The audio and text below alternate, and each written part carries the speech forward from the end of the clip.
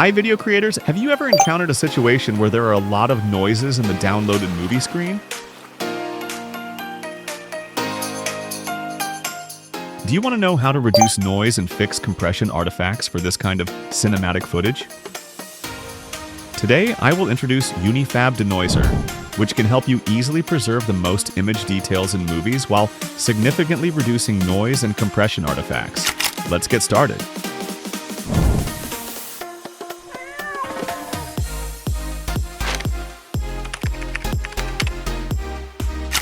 First, head over to UniFab's official website to download the software for free.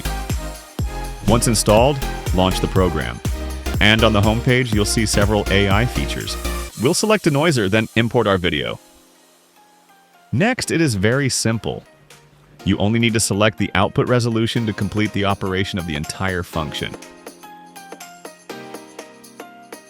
On the right panel, you can preview your video and even trim clips before processing.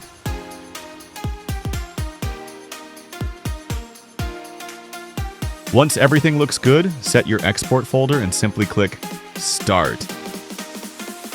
Look at the results. UniFab's Denoiser feature provides noticeable improvements.